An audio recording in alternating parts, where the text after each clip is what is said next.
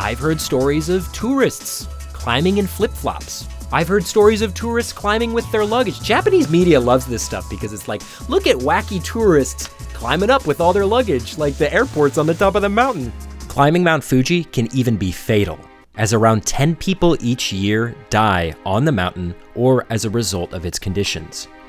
Just as I was recording this video, I found a news report of a 67-year-old American man who was rescued from his tent just days before the trails opened. He claimed that he didn't see signs saying that hiking was off limits. Temperatures were well below freezing, and he had hiked up in sandals. This was his third time climbing Mount Fuji. Also, when rescuers unzipped his tent, they found him butt naked, which I thought was really funny. Until I found out it's a result of a condition called paradoxical undressing that happens in late stages of hypothermia. He was minutes from death. On all 4 trails, there are various rules and best practices related to each individual climb. Stuff like the time of day you're allowed to climb, if you need to pre-register, if you need to watch a safety video, and other things.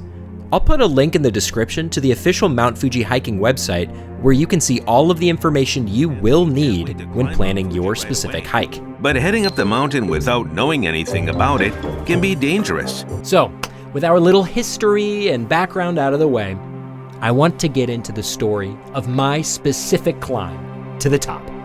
All of my trials and errors, all of my victories and failures, every guideline that I didn't listen to, and that I definitely should have. And it all begins back in 2022.